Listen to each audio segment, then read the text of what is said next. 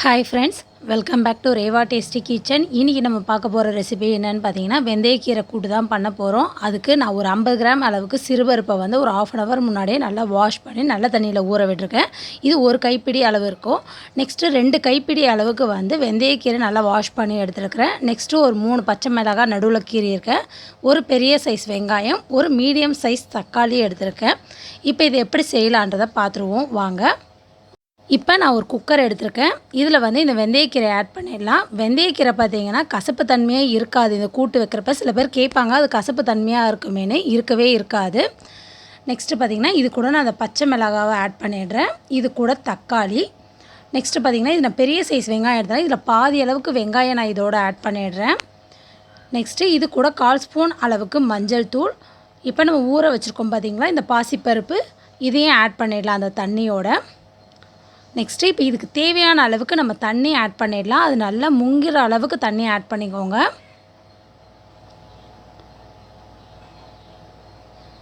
இப்போ நான் இது அடுப்பில் வச்சுட்டு அடுப்பு ஆன் பண்ணிவிட்டு இதை க்ளோஸ் பண்ணி நான் 2 விசில் விட்டுறேன். நீங்கள் உங்கள் குக்கருக்கு ஏற்ற மாதிரி நீங்கள் வந்து விசில் வச்சு எடுத்துருங்க. இப்போ பார்த்திங்கன்னா இது ரெடி ஆகிடுச்சு.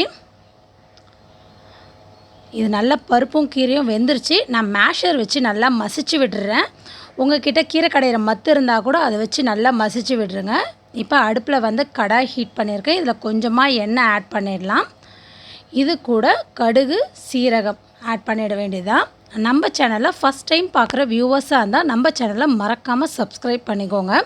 அது பக்கத்தில் இருக்க பெல் ஐக்கானை கிளிக் பண்ணிங்கன்னா ஆல்ன்ற ஆப்ஷன் வரும். அதை கிளிக் பண்ணிங்கன்னா நான் தினம் போடுற வீடியோஸ்லாம் உங்களுக்கு நோட்டிஃபிகேஷனோடு வரும். இப்போ இது கூட இந்த வெங்காயத்தை ஆட் பண்ணிடலாம். நெக்ஸ்ட்டு ஒரு கொத்து கருவேப்பிலை, 2 காஞ்ச மிளகாய் நான் இதோடு ஆட் பண்ணிடுறேன்.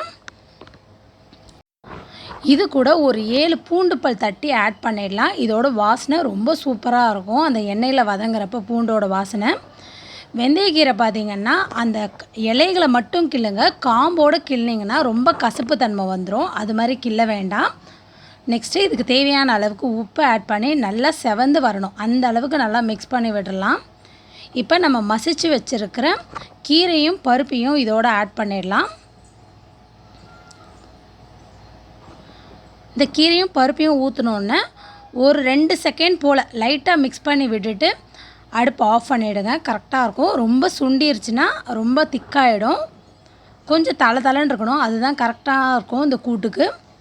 இப்போ நான் அடுப்பு ஆஃப் பண்ணிவிட்டு ஒரு பிளேட்டில் சேஞ்ச் பண்ணி காமிக்கிறேன் பாருங்கள்.